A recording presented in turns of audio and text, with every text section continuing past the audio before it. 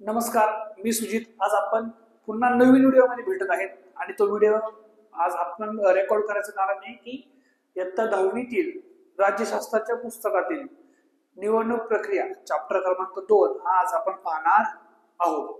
तर तुम्ही सर्वांनी हा चॅप्टर आज आपण सगळेजण मिळून शिकूया आणि याच्यामधून काय काय नवीन शिकतंय, काय काय नवीन शिकायचं आपल्याला भेटतंय शिकायला हे आपण पाहूया.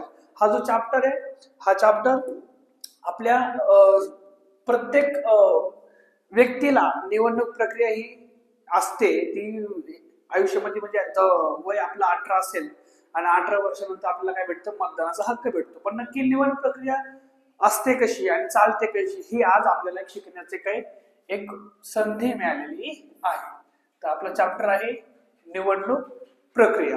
चॅप्टर काय? निवडणूक प्रक्रिया. तर निवडणूक प्रक्रियेमध्ये जर आता आज हा 10वीची मुलं हा व्हिडिओ पाहत असतील तर त्यांना निवडणूक प्रक्रिया आज समजून घ्यायला मदत होईल. परंतु हाच जर व्हिडिओ ज्यांना स्टेट बोर्डाची पुस्तकं कव्हर करायची असतील ते सगळे विद्यार्थी किंवा ज्यांना निवडणूक प्रक्रिया म्हणजे काय असे कोणते व्यक्ती हा व्हिडिओ पाहत असतील तर 18 वर्षावरच्या व्यक्तीला निवडणूक प्रक्रिया थोडीफार माहीत असते. परंतु आज आपण निवडणूक प्रक्रिया म्हणजे काय, महाराष्ट्र स्टेट बोर्ड निवडणूक प्रक्रियेला कशा प्रकारे आपल्या समोर सादर करते आपण ते पाहणार आहोत. तर लक्ष द्या, भारताच्या लोकशाहीच्या दिशेने होणाऱ्या वाटचालीस निवडणुकांचा फार मोठा वाटा आहे. आता भारताने जेव्हा भारत स्वतंत्र झाला, स्वतंत्र भारतामध्ये सर्वांनी कोणता स्वीकार केला? लोकशाहीचा स्वीकार केला. मग लोकशाहीमध्ये काय असतं की लोक आपला स्वतःचा प्रतिनिधी काय करतात, संसदेमध्ये अथवा विधानसभेमध्ये काय करतात, आपला प्रतिनिधी पाठवतात. आमदारच्या स्वरूपामध्ये असू द्या किंवा खासदाराच्या स्वरूपामध्ये असू द्या. त्यासोबत आपण गाव पातळीवर आपण काय निवडतो, सरपंच निवडतो. त्यानंतर आपण आपल्या जर महानगरपालिका असेल तर काय निवडतो, नगरसेवक निवडतो. त्यामुळे भारतामध्ये सगळ्यात मोठा वाटा कशाचा आहे? निवडणुकींचा. कशाचा वाटा आहे? निवडणुकींचा वाटा आहे. त्यासोबत निवडणुका आणि प्रतिनिधित्व या लोकशाहीच्या संबंधित अत्यंत महत्वाच्या प्रक्रिया असून निवडणुकीच्या माध्यमातून लोकप्रतिनिधी निवडले जातात. कोणत्याही ठिकाणी एखादा प्रतिनिधी निवडायचा असेल तर सगळ्यात बेस्ट ऑप्शन आपण काय म्हणतो, निवडणूक. जसं की आपल्या शाळेमध्ये एक तुमचा मॉनिटर जर निवडायचा असेल तर तुम्हाला वर्गामध्ये काय घेतले, छोटीशी निवडणूक घेतली जाते. त्याचप्रमाणे प्रत्येक पातळीवरती एखादा प्रतिनिधी निवडायचा असेल तर आपण काय करतो, निवडणुका घेतो. हे आपणास माहित आहे. निवडणुकीमुळे सत्ता शांततामय मार्गाने बदलली जाते. वेगवेगळ्या पक्षांना राज्यकारभाराची संधी मिळते. शासनाच्या धोरणांमध्ये बदल घडतात व समाज जीवनही बदलते. निवडणुकीमुळे काय होते की एक प्रत्येक पदासाठी एक ठराविक कालावधी असतो आणि त्या कालावधीनंतर पुन्हा निवडणूक घेणे काय महत्वाचे असते. मग त्या पदासाठी निवड करायची आहे तर निवडणूक हा सगळ्यात चांगला उपाय समजला जातो, ज्यामुळे शांततामय मार्गाने त्या पदावरती व्यक्ती निवडून आणली जाते. त्यासोबत काय होतं की प्रत्येक पक्षाला राज्यकारभाराची संधी मिळते. शासनाच्या धोरणांमध्ये बदल घडतात आणि समाज जीवनही त्यामुळे बदलते. चांगले धोरण कोणत्या पक्षाने आपल्या समोर मांडले त्यामुळे चांगले बदलही घडतात. तर आपण जे प्रतिनिधी निवडून देतो ते कार्यक्षम असावेत. बघा, आपल्या ह्या पुस्तकामध्ये काय सांगितलंय, आपण जे प्रतिनिधी निवडून देतो ते कसे असावेत, कार्यक्षम असावेत. त्यांनी प्रत्येक कार्य तत्परतेने करायला पाहिजे. त्यासोबत ते प्रामाणिक असावेत, त्यासोबत ते विश्वासू असावेत आणि जनमताची कदर करणारे असावेत. अशी एक भावना असते. प्रत्येक व्यक्तीला असं वाटतं की मी जो प्रतिनिधी निवडून देतो त्या प्रतिनिधी त्या क्षेत्रामध्ये काही योग्य काम केलं पाहिजे. त्यासोबत तो प्रतिनिधी विश्वासू असला पाहिजे. त्या प्रतिनिधी जनमताची काय केली पाहिजे, कदर केली पाहिजे. ज्या निवडणूक प्रक्रियेद्वारे आपण त्यांना निवडून देणार आहोत ती निवडणूक प्रक्रिया खुली, न्याय आणि विश्वासार्ह असावी लागते. बघा, पुस्तक काय म्हणतं आपल्याला की आपण ज्या प्रतिनिधींना निवडून देतोय त्या प्रतिनिधींना निवडून देण्याच्या वेळेस जे काही वातावरण असायला पाहिजे ते कसं असलं पाहिजे, खुलं वातावरण असलं पाहिजे. न्याय आणि विश्वासार्ह असावे लागतात. या दृष्टीने भारताच्या संविधानाने निवडणूक घेण्यासाठी एका स्वतंत्र निवडणूक आयोगाची तरतूद केलेली आहे. आता भारताच्या संविधानाने निवडणूक घेण्यासाठी संविधानाच्या कलम 324 या कलमांतर्गत एक स्वतंत्र संस्थेची काय केलेली आहे, एक निर्मिती केलेली आहे. आणि त्या संस्थेला आपण काय म्हणतो, निवडणूक आयोग. काय म्हणतो आपण, निवडणूक आयोग असं म्हणतो. भारताच्या निवडणूक आयोग आणि राज्य पातळीवर असणारा राज्य निवडणूक आयोग आपल्या देशातील एक सर्व महत्वाच्या निवडणुका घेतात. बघा, निवडणूक आयोग दोन स्तरावर काम करतात, एक केंद्र स्तरावर आणि एक राज्य स्तरावर. निवडणुकीच्या तारखा घोषित करण्यापासून ते निवडणुकीचे निकाल जाहीर करण्यापर्यंतची सर्व निवडणूक प्रक्रिया निवडणूक आयोगाच्या मार्गदर्शनाखाली आणि नियंत्रणाखाली चालते. मग आपल्या निवडणुका घेण्यापासून ते निवडणुकीचा निकाल लावण्यापर्यंत हे सर्व काम कोणाकडे येतं, हे निवडणूक आयोगाकडे हे संपूर्ण काम असतं आणि निवडणूक आयोग ते काम योग्यरित्या पार पाडतो. एका मोठ्या व व्यापक लोकशाही प्रक्रियेच्या निवडणूक प्रक्रिया हा एक अविभाज्य भाग आहे आणि या भागामध्ये आपल्या निवडणूक आयोगाची कार्य पाहायची आहेत. चला तर सुरू करू आपण.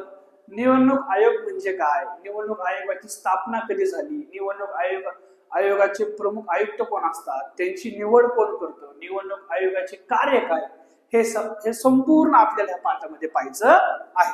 तर सुरुवातीला आपण बघूया निवडणूक आयोग.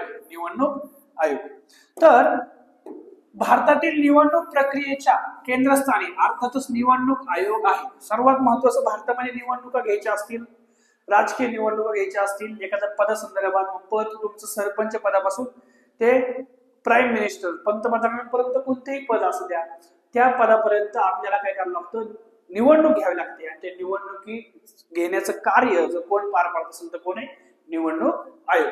भारतीय संविधानाच्या कलम 324 लक्षात ठेवायचा, विसरायचं नाही, कलम 324 या स्वायत्त यंत्रणेची निर्मिती केली आहे असून त्यात एक मुख्य निवडणूक आयुक्त व अन्य 2 निवडणूक आयुक्त असतात. मग कलम 324 अंतर्गत निवडणूक आयोगाची स्थापना झाली आहे. त्याच्यामध्ये प्रमुख आयुक्त, प्रशासकीय अधिकारी असतात, प्रमुख 1 आयुक्त असतात व अन्य 2 आयुक्त असतात असं आपल्याला पुस्तक सांगत आहे. त्यासोबत निवडणूक आयुक्तांची नेमणूक कोण करतात, राष्ट्रपती करतात. नेहमी लक्षात ठेवायचं, निवडणूक आयुक्तांची निवड कोण करतात, राष्ट्रपती करतात. निवडणूक आयोगाचे स्वतंत्र जपले जावे म्हणून मुख्य निवडणूक आयुक्तांना सहजासहजी अथवा एखाद्या राजकीय कारणावरून पदभ्रष्ट केले जात नाही. लक्षात ठेवा, निवडणूक आयुक्त जे असतात, निवडणूक आयुक्त, त्यांना त्यांच्या पदावर सहजासहजी किंवा कोणत्याही राजकीय कारणास्तव आपण त्यांना सहजासहजी काढू शकत नाही किंवा पदभ्रष्ट करू शकत नाही. निवडणूक आयोगाच्या खर्चासाठी स्वतंत्र आर्थिक तरतूद असते. निवडणूक आयोगाला जो काही खर्च लागतो, विविध निवडणुका घेण्यासाठी, विविध निवडणुकांचे कार्यक्रम राबवण्यासाठी, त्यासाठी आपण त्यांना एक आर्थिक तरतूद वेगळी केली जाते. ठीक आहे. आता तुम्हाला इथे खाली एक दिसत आहे, खाली काय दिसतंय तुम्हाला, की माहित आहे का तुम्हाला, एक सगळ्यात महत्वाचं आहे आणि छान आहे. आपल्या निवडणूक आयोगाचे प्रथम स्वतंत्र भारतातील पहिले मुख्य निवडणूक आयुक्त कोण होते रे, सुकुमार सेन. लक्षात ठेवायचं, स्वतंत्र भारताचे पहिले मुख्य निवडणूक आयुक्त कोण होते, सुकुमार सेन.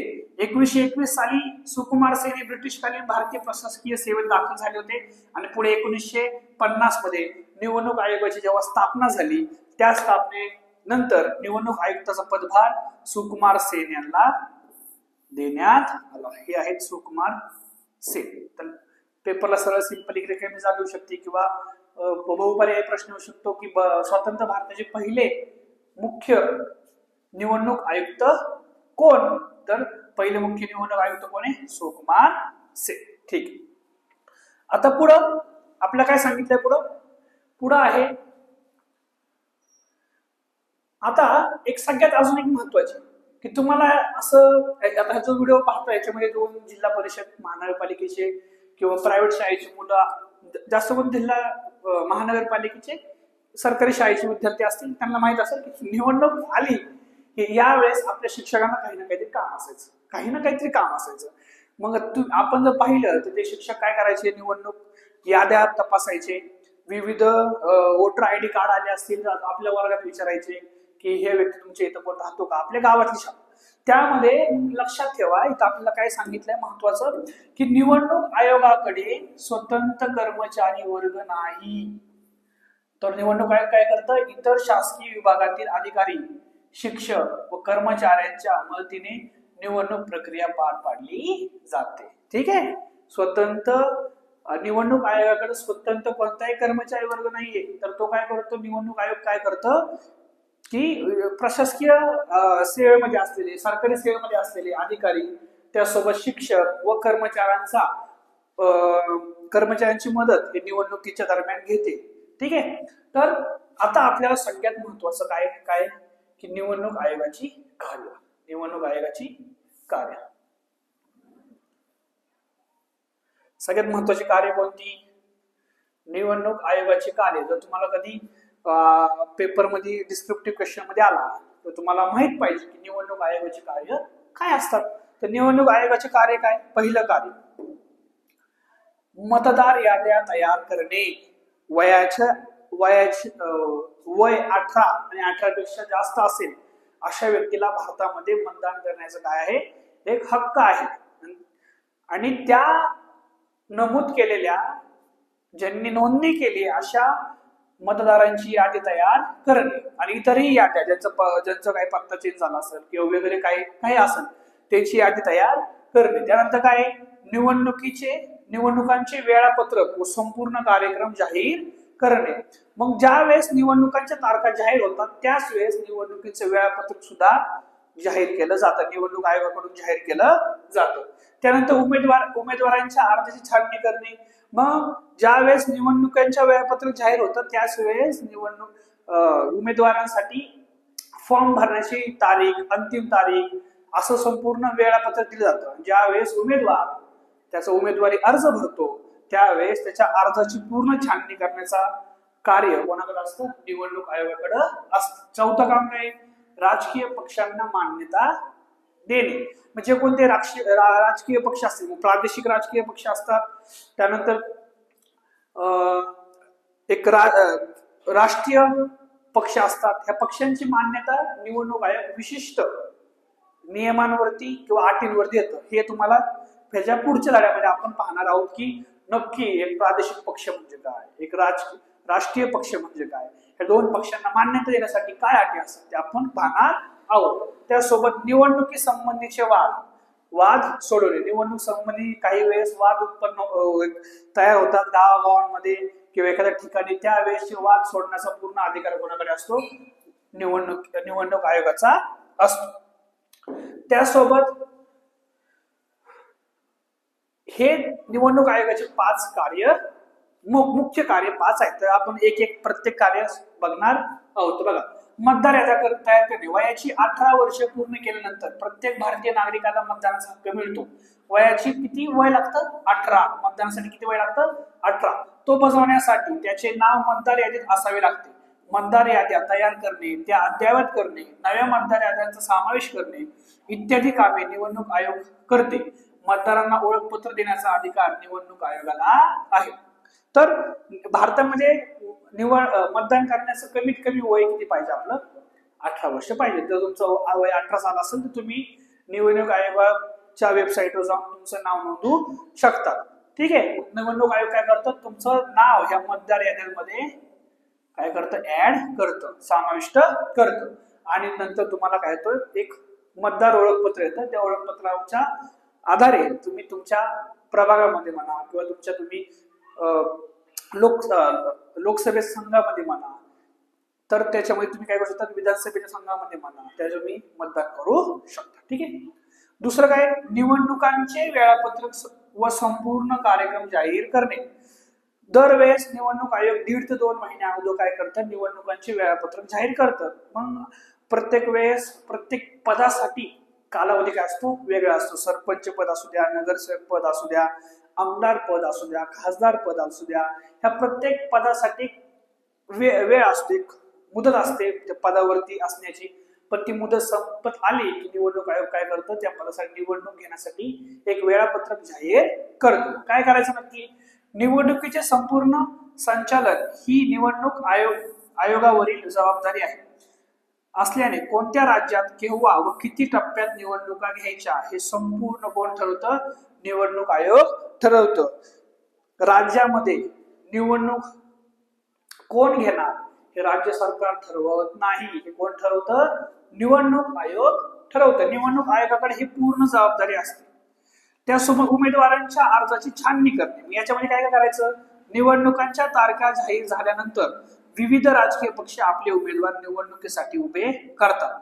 तसेच कोणत्याही पक्षाचा पाठिंबा न घेता स्वतंत्रपणे काही उमेदवार निवडणूक लढवतात. अशा अपक्ष उमेदवारांसह निवडणूक लढवू इच्छिणाऱ्या या सर्व उमेदवारांचा अर्ज भरावा लागतो व त्या संबंधीची सर्व माहिती द्यावी लागते. आता काय होतं? निवडणूक ज्यावेळेस जाहीर होती त्यावेळेस इच्छुक उमेदवार असतात ते काय करतात? निवडणुकीला आपला अर्ज भरतात. पण अर्ज भरताना निवडणुकी काही पक्ष काही उमेदवारांना स्वतःचं पक्षाचं चिन्ह म्हणून देतात. परंतु काही उमेदवारांना हे काही प्रादेशिक पक्ष असतील, काही राष्ट्रीय पक्ष असतील, हे पक्षाचं चिन्ह नसतं. जसं की मनसे असेल किंवा उद्धव ठाकरे यांचा पक्ष असेल, अजितदादांचा पक्ष असेल, शरद पवारांचा पक्ष असेल, त्यासोबत भाजप असेल, काँग्रेस असेल, ह्या सर्व पक्षांचे चिन्ह आहे. आणि या चिन्ह जर त्या उमेदवाराला मिळालं नाही तर तुम्ही बघू शकता की तुमच्या गावामध्ये, तुमच्या आजूबाजूच्या याच्यामध्ये काही उमेदवारांना शिट्टी, काही उमेदवारांना नारळ, काही उमेदवारांना विविध वस्तूंची चिन्हे मिळतात. मग हे चिन्ह त्यांना देतं कोण? तर त्यांना चिन्ह देतं निवडणूक आयोग. कोण देतं? निवडणूक आयोग. त्यासोबत या अर्जांची काटेकोर छाननी निवडणूक आयोग करते व पात्र उमेदवारांना निवडणूक लढवण्यास परवानगी देते. आणि निवडणूक आयोग फॉर्म ज्यावेळेस आपण अर्ज भरतो उमेदवारीचा, त्यावेळेस निवडणूक आयोगाच्या काही नियम अटी असतात. जे उमेदवार त्या नियम आणि अटींच्या चौकटीमध्ये पुरेपूर किंवा योग्यरित्या बसतात अशा उमेदवारांचा अर्ज स्वीकारला जातो. त्यानंतर चौथं काम काय? राजकीय पक्षांना मान्यता देणे. तर आपल्या देशात बहुपक्ष पद्धती आहे. तसेच नवनवे पक्ष निर्माण होतात. पक्षांमध्ये फूट पडून नवे पक्ष अस्तित्वात येतात. बघा, पक्षांमध्ये फूट पण पडते आणि नवे पक्ष पण अस्तित्वात येतात. अशा सर्व पक्षांना निवडणूक आयोगाची मान्यता आवश्यकता असते. जेवढे काही नवीन पक्ष येतात किंवा काही पक्षांमध्ये फूट पडून नवीन पक्ष तयार होतात, अशा पक्षांना भारतीय निवडणूक आयोगाची काय असते? मान्यता हवी असते, आवश्यक असते. एखाद्या पक्षाची मान्यता रद्द करण्याचा अधिकारही कोणाला असतो? निवडणूक आयोगाला असतो. पेपरला प्रश्न येईल चुकी बरोबरला, एखाद्या पक्षाची मान्यता रद्द करण्याचा अधिकार न्यायालयाला असतो. हे चूक आहे. एखाद्या पक्षाचा मान्यता रद्द करण्याचा अधिकार कोणाला असतो? निवडणूक आयोगाला असतो. निवडणूक आयोग राजकीय पक्षांना निवडणूक चिन्ह देतात. आणि मग भरपूर चिन्ह माहिती तुम्हाला. काँग्रेस हा चिन्ह पक्ष, या पक्षाचे चिन्ह पंजा आहे. भारतीय जनता पार्टी म्हणजे भाजप, बीजेपीचा कमळ आहे. त्यानंतर अजितदादांचं काय आहे? घड्याळ आहे. म्हणजे अजितदादांचं म्हणण्यापेक्षा राष्ट्रवादी काँग्रेस पक्ष. आणि असे अनेक पक्ष आहेत. धडा क्रमांक 3 मध्ये आपल्याला राजकीय पक्षांबद्दल माहिती घ्यायची आहे. त्यासोबत निवडणुकी संबंधी वाद सोडवणे. तर निवडणूक आयोगाचं अजून एक काम आहे. काय? निवडणुकी संबंधी वाद सोडवणे. निवडणूक संबंधी काही वाद निर्माण झाल्यास ते सोडवण्याची जबाबदारी निवडणूक आयोगावर असते. त्यानुसार एखाद्या मतदारसंघात पुन्हा निवडणूक घेणे अथवा उमेदवाराची अपात्रता घोषित करणे हे काम सुद्धा निवडणूक आयोगाचं असतं. एखाद्या मतदारसंघामध्ये पुन्हा निवडणूक घ्यावी लागते. काय कारण असतं? ठीक आहे. काही वेळेस उमेदवार निवडून येतो, त्यावेळेस त्या उमेदवाराची काही वेळेस तब्येत खराब होऊन एखाद्या वेळेस मृत्यू होतो, त्यावेळेस सुद्धा पुन्हा निवडणूक घ्यावी लागते. ओके. काही वेळेस निवडणूक होऊन निकाल लागून उमेदवारावरती काहीतरी गुन्हा दाखल होऊन त्याला शिक्षा मिळते, त्यावेळेसही काही वेळेस पुन्हा निवडणूक घ्यावी लागते. किंवा काही वेळेस उमेदवार चुकीचा अर्ज भरून त्यानंतर पुन्हा त्या उमेदवारांचा अर्ज रद्द केला जातो आणि तेव्हा पुन्हा निवडणूक घ्यावी लागते. ठीक आहे. असे सर्व कामं कोणाला लागतात? निवडणूक आयोगाचे कार्य आहे. तर निवडणूक आयोगाचे कार्य काय काय बघा, पुन्हा एकदा मी सांगतो. निवडणूक आयोगाचे कार्य. निवडणूक आयोगाची कार्य, लक्ष द्या इकडं. मतदार याद्या तयार करणे, निवडणुकीचे वेळापत्रक तयार करणे व संपूर्ण कार्यक्रम जाहीर करणे, उमेदवारांच्या अर्जाची छाननी करणे, राजकीय पक्षांना मान्यता देणे आणि निवडणुकी संबंधी वाद सोडवणे. इथपर्यंत सगळ्यांना समजलं? खूप सिंपल आहे. आणि निवडणूक आयोग हे भारतीय संविधानाने तयार केलेले स्वायत्त संस्था आहे, त्यामुळे याच्या संबंधी आपल्याला माहिती पाहिजे. आता तुम्हाला कधी कधी तुम्ही कधी बातम्या बघतात की मतदारसंघाची पुनर्रचना करण्यात आली, किंवा मतदारसंघामध्ये काही गावं समाविष्ट करण्यात आली, किंवा मतदारसंघामध्ये काही गावं वगळण्यात आली. याचं काम कोण करतं नक्की? मतदारसंघ तयार करण्याचे काम कोण करतं? लक्ष द्या. तर मतदारसंघाची पुनर्रचना, लोकसभेत एकूण सदस्य संख्या 500 किती असते? 43 आहे. हे सभासद कसे निवडून येतात? प्रत्येक सभासद एका मतदारसंघाचे प्रतिनिधित्व करतो. बघा, जर 543 लोकसभेचे मतदारसंघ असतील तर एका मतदारसंघाचे एक कोण उमेदवार काय करतो? प्रतिनिधित्व करतो. हे मतदारसंघ निर्माण करण्याचे काम परिसीमन समितीचे असते. कोणाचे असते? परिसीमन समितीचे असते. कोणत्याही दबावाखाली न येता ही यंत्रणा तटस्थपणे मतदारसंघाची काय करते? पुनर्रचना करते. मतदारसंघाची काय करते? पुनर्रचना म्हणजे निर्मिती करते. ठीक आहे. एक छोटासा आणि छान आहे जे आपल्याला सगळ्यांना माहित पाहिजे की हिमाचल प्रदेश या राज्यातील श्याम शरण, कोण? श्याम शरण नेगी भारताचे पहिले मतदार ठरले. 25 ऑक्टोबर 1951 रोजी घेण्यात आलेल्या लोकसभा निवडणुकीत त्यांनी आपला मतदाराचा हक्क बजावला. ठीक आहे. असं होते निवडणूक आयोगाचे कार्य. निवडणूक आयोगाचं कार्य. याच्यानंतर काय?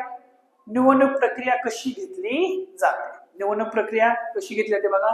पहिला आहे मतदारसंघाची निर्मिती करणे, दुसरा आहे मतदार याद्या निश्चित करणे, तिसरा आहे उमेदवारांकडून नामांकन पत्र व छाननी करून घेणे, निवडणुकीचा प्रचार, प्रत्यक्ष मतदान, त्यासोबत मतमोजणी, निकाल जाहीर करणे आणि निवडणुकी संदर्भाचे वादाचे निराकरण करणे. ओके. आता सगळ्यात महत्वाचं काय बघा, तुम्ही निवडणुका जाहीर झाल्यावर ऐकतात आचारसंहिता म्हणजे काय. आचारसंहितामध्ये भरपूर कारवाया पोलिसांकडून केल्या जातात. पण आचारसंहितेमध्ये तुम्ही हे पण बघतात की तुमच्या आजूबाजूला असणारे जेवढे राजकीय पक्षाशी निगडीत असलेले पदाधिकारी आहेत त्यांच्या ऑफिस, त्यांच्या कार्यालयाच्या बाहेर ज्या पाट्या असतात त्या पाट्यांवरती पेपर लावले जातात, किंवा विविध परत पदाधिकारी आहेत त्यांचे पूर्ण ज्या पाट्या असतात नावाच्या त्या नेमप्लेट्स झाकल्या जातात. त्याचं कारण काय नक्की? तर बघा की आचारसंहिता म्हणजे काय.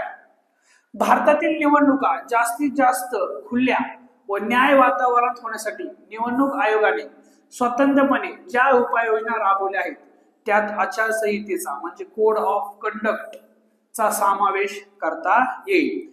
गेल्या काही दशकांपासून निवडणूक आयोगाने आपले सर्व अधिकार वापरून निवडणुकीतील गैरप्रकारांना आळा घालण्याचा प्रयत्न केला आहे. निवडणुकीमध्ये अनेक गैरप्रकार घडतात. धमकावून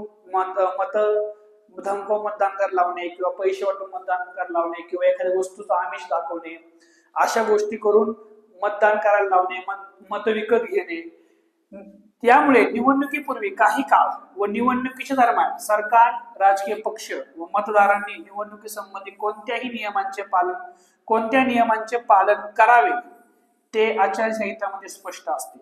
या नियमांचा शासनालाही भंग करता येत नाही. मग आचारसंहितेमध्ये काय काय असतं की कोणत्या राजकीय पक्षांनी म्हणजे सामान्य माणसाने, राजकीय पक्षांनी, प्रशासकीय अधिकाऱ्यांनी कोणते नियम पाळले पाहिजे, त्यासोबत त्याचे नियमांचे पालन केले पाहिजे हे स्पष्ट सांगितलं जातं. आणि असा भंग शासनालाही करता येत नाही. गेल्या काही निवडणुकांमध्ये आचारसंहितेच्या संदर्भातील कारवायांमुळे सामान्य मतदार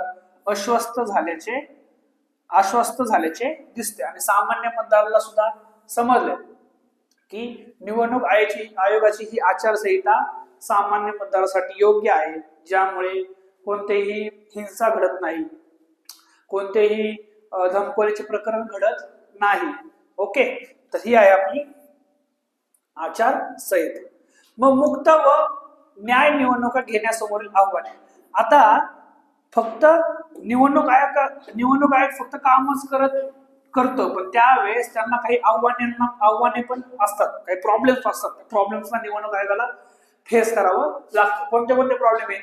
आपल्या देशाचा विस्तार व मतदारसंख्या लक्षात घेता निवडणुका घेणे अतिशय आव्हानात्मक काम आहे. आपल्या देशाची लोकसंख्या पाहिली तर जगातील सर्वात मोठा लोकशाही असलेला देश भारत हा एक आहे. आणि जर जगातील सर्वात मोठा लोकशाही असलेला देश असेल तर या देशामध्ये निवडणुका घेणं म्हणजे खूप मोठं आव्हानात्मक काम आहे. निवडणूक आयोगाला कायद्याच्या चौकटीत राहून या आव्हानांचा सामना करावा लागतो. काही आव्हानांचा येथे उल्लेख केला आहे. तर निवडणूक आयोगाला असलेली आव्हानं कोणती आहेत? आव्हान क्रमांक 1, निवडणुकीमध्ये आर्थिक गैरव्यवहार मोठ्या प्रमाणात होत आहेत. तो रोखण्यासाठी निवडणूक आयोगाला अनेक उपाययोजना कराव्या लागतात. निवडणुका जवळ आल्या की सर्रासपणे आपण पाहतो की कॅश मध्ये पैसे सापडले जातात किंवा मतदारांना पैसे वाटले जातात. हे थांबवण्याचं आव्हान कोणाकडे आहे? निवडणूक आयोगाकडे आहे. त्यासोबत काही उमेदवारांची गुन्हेगारी पार्श्वभूमी असून राजकीय पक्ष त्यांना तिकीट देतात. काय म्हणतं निवडणूक आयोगासमोर आव्हान काय? तर काही उमेदवारांची गुन्हेगारी पार्श्वभूमी असून सुद्धा निवडणूक आयोग काय करतं? त्यांना तिकीट देतं व ते निवडूनही येतात. ते काय करतात? निवडूनही येतात. यामुळे राजकारणाचे गुन्हेगारीकरण तर होतेच, पण त्याचबरोबर निवडणूक आयोगाला मुक्त वातावरण राखण्यात अडचणी येतात. पुढचे एक आव्हान आहे निवडणुकांमध्ये होणारी हिंसा. हे एक मोठे आव्हान आहे. निवडणुकी दरम्यान होणाऱ्या हिंसेचे प्रमाण वाढत आहे. हिंसा रोखण्यासाठी सर्व राजकीय पक्षांनी पुढाकार घेऊन निवडणूक आयोगाला मदत केली पाहिजे. आणि ज्यावेळेस निवडणूक चालू असते, निवडणुकी केंद्रावरती मतदान चालू असतं किंवा त्याच्या अगोदर सुद्धा खूप मोठ्या प्रमाणे काही ठिकाणी नक्षलग्रस्त भागामध्ये किंवा इतर शहरी भागामध्ये सुद्धा काय होते? हिंसा होते. आणि हिंसा रोखण्यासाठी निवडणूक आयोगाला राजकीय पक्षांनी काय केली पाहिजे? मदत केली पाहिजे, असं ते नमूद केलेलं आहे. ठीक आहे.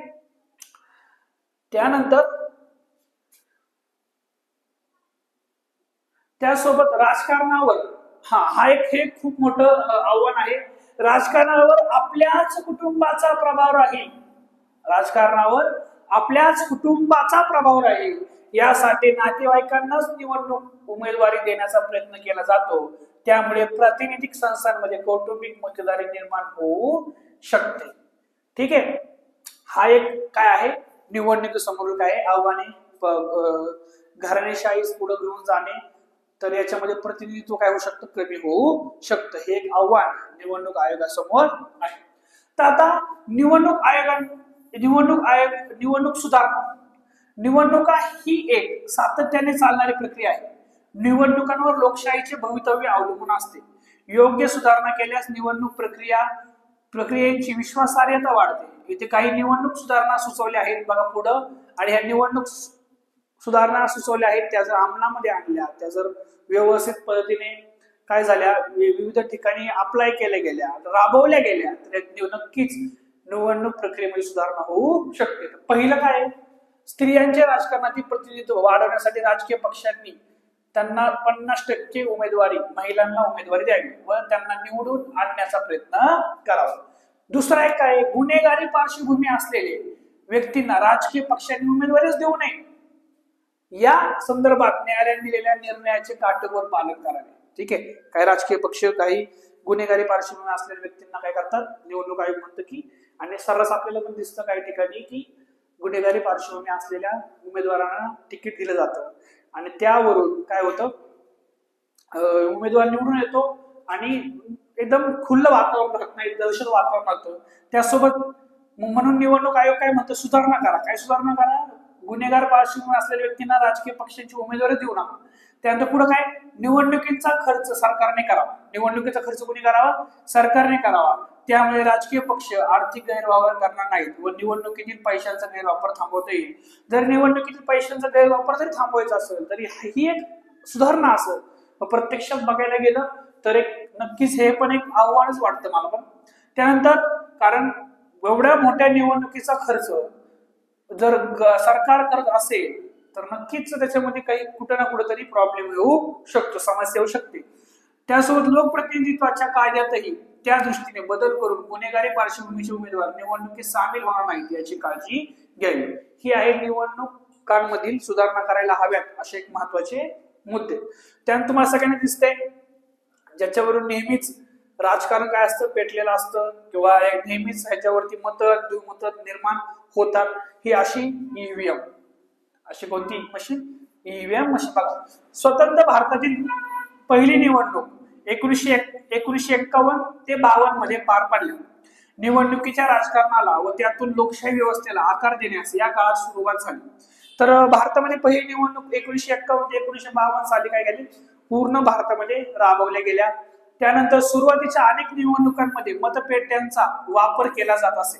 1990च्या दशकापासून मात्र इलेक्ट्रॉनिक वोटिंग मशीन हे ईव्हीएम कन्सेप्ट कधीपासून लागू झालं किंवा कधीपासून सुरू झालं? थोडं थोडं 1990. म्हणजे ई म्हणजे इलेक्ट्रॉनिक, व्ही म्हणजे वोटिंग, एम म्हणजे मशीन. ईव्हीएम मशीन वापरण्यात येऊ लागली. मतदान करताना यंत्राचा वापर सुरू झाल्याने अनेक बाबी साध्य करता आल्या.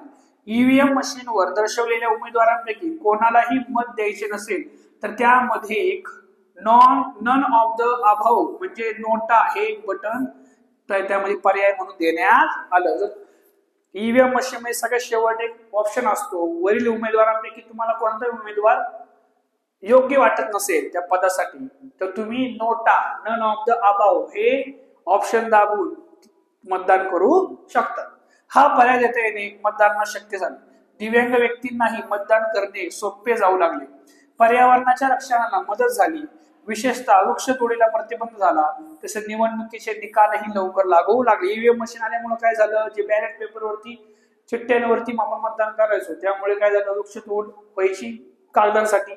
त्यासोबत निवडणुकीचे निकाल थोडे उशीर लागायचे कारण त्यामध्ये प्रत्येक बॅलेट पेपर मधले एक आपल्याला पेपर मोजावा लागायचा. आणि अशा पद्धतीने ईव्हीएमचा वापर आपण आज पूर्ण भारतामध्ये विविध निवडणुकांमध्ये करतो. त्यानंतर आपल्याला एक महत्वाचा मुद्दा आहे. काय महत्वाचा मुद्दा आहे? लक्ष द्या की सार्वत्रिक निवडणुका म्हणजे काय? सार्वत्रिक निवडणुका म्हणजे काय? दर 5 वर्षांनी होणाऱ्या लोकसभेच्या निवडणुकांना सार्वत्रिक निवडणुका असे म्हणतात. दर 5 वर्षांनी ज्या लोकसभेच्या निवडणुका होतात त्यांना आपण काय म्हणतो? सार्वत्रिक निवडणुका. त्यानंतर मध्यावधी निवडणुका म्हणजे काय? मध्यावधी, तर नेहमी प्रश्न पडतो मध्यावधी निवडणुका म्हणजे काय? तर लक्ष द्या की निवडून आलेले सरकार मुदत पूर्ण होण्याआधीच अल्पमतात आले किंवा आघाडीचे शासन असल्यास अथवा घटक पक्षांनी पाठिंबा काढून घेतल्यास सरकारचे बहुमत संपुष्टात येते. पर्यायी सरकार स्थापन करण्याची शक्यता नसेल तर अशा वेळेस मुदत पूर्ण होण्याआधीच निवडणुका घ्याव्या लागतात आणि यालाच काय म्हणतो आपण? मध्यावधी निवडणुका असे ओळखले जातात. एखादा पक्ष असेल तो सत्तेमध्ये योग्य त्याचे आमदार किंवा खासदार दाखवून सत्तेमध्ये आल्या असेल, पक्ष युती करून आला असेल, आघाडी करून आला असेल, पण ज्या वेळेस निवडणुका झाल्यानंतर सत्ता स्थापन झाल्यानंतर कार्यकाळ पूर्ण व्हायच्या अगोदरच एखाद्या पक्षाने त्याच्या सहकार्य पक्षाचा पाठिंबा काढून घेतला किंवा आघाडी शासन असल्यास तिथं काय गेले? तो पक्ष अल्पमतात गेला. कशामध्ये गेला? अल्पमतात आला तर त्यावेळेस तिथं निवडणूक पुन्हा घेतली जाते आणि त्याला आपण काय म्हणतो? मध्यावधी निवडणूक. आणि सगळ्यात एक शेवटचा आहे पोटनिवडणूक. हा एक शब्द सारखा आहे, पोटनिवडणूक. तर विधानसभेत कोण असतात? आमदार.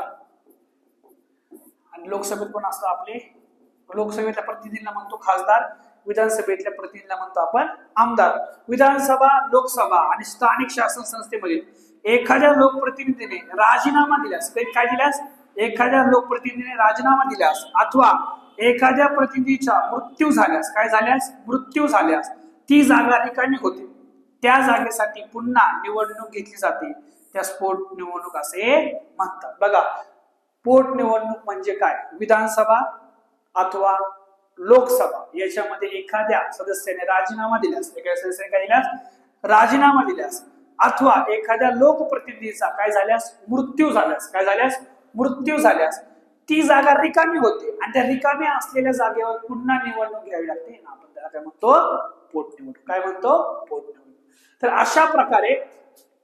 अशा प्रकारे आज आपण इथं निवडणूक प्रक्रिया हा पूर्ण टॉपिक समजून घेतलेला आहे. अशा प्रकारे आपण काय घेतलंय, निवडणूक प्रक्रिया हा संपूर्ण काय घेतलाय, टॉपिक संपूर्ण समजून घेतलेला आहे. या संदर्भात काही तुम्हाला प्रश्न असतील तर तुम्ही खाली कमेंट बॉक्स मध्ये टाकू शकतात. त्यासोबत हा व्हिडिओ तुम्हाला आवडला असेल तर तुमच्या नक्कीच मित्रमैत्रिणींपर्यंत शेअर करा, लाईक करा आणि सबस्क्राईब करायला कोणीही विसरायचं नाही. त्यानंतर थोडे MCQ टाईपचे क्वेश्चन आहेत ते आपण थोडेसे पाहूया की निवडणूक आयुक्तांची नेमणूक कोण करतं, राष्ट्रपती, प्रधानमंत्री, लोकसभा अध्यक्ष की उपराष्ट्रपती, कोण करतं, कमेंट मध्ये सांगा. त्यानंतर स्वतंत्र भारतातील पहिले मुख्य निवडणूक आयुक्त म्हणून डॅश डॅश यांची नेमणूक झाली आहे. व्हिडिओच्या आपण सुरुवातीला काय पाहिलं होतं, स्वतंत्र भारताची जे पहिले निवडणूक आयोग स्थापन झालं त्याचे पहिले आयुक्त कोण होते तेही तुम्ही नक्कीच कमेंट मध्ये टाकू शकतात. त्यानंतर मतदारसंघ निर्माण करण्याचे काम निवडणूक आयोगाची डॅश डॅश ही समिती करते. कोणती करते, निवड समिती, परिसीमन समिती, मतदान समिती का वेळापत्रक समिती काय करते. त्यानंतर चुकी बरोबर सुद्धा तुम्ही कमेंट बॉक्स मध्ये नक्की सांगायचे. पुढील प्रश्नांचे चुकी बरोबर उत्तर द्या. निवडणूक आयोग निवडणुकी दरम्यान आचारसंहिता लागू करते, चूक की बरोबर. त्यानंतर विशिष्ट प्रसंगी निवडणूक आयोग एखाद्या मतदारसंघात पुन्हा निवडणूक घेतात, हे पण तुम्हाला चुकी बरोबर कारण स्पष्ट करायचे. त्यानंतर एखाद्या घटक राज्यात केव्हा व किती टप्प्यात निवडणुका घ्यायचे हे राज्य सरकार ठरवते, चूक की बरोबर. मग आपण याच्यामध्ये डिस्कस केलं होतं. तर नक्कीच हा चॅप्टर जितका अभ्यासाचा आहे तेवढाच आपल्या सामाजिक जीवनामध्ये समजून घेण्याचा सुद्धा आहे. आणि सगळ्यांना निवडणूक आयोगाचे पूर्ण कार्य समजले असेल, ती प्रक्रिया काय असते हे समजलं असेल. तर आज आपण इथेच थांबूया, पुढे आपण नवीन व्हिडिओ मध्ये भेटू. तर तुम्हाला हा व्हिडिओ नक्कीच आवडला असेल आणि हा व्हिडिओ लाईक करा, फॉलो करा, सबस्क्राईब करा. थँक्यू.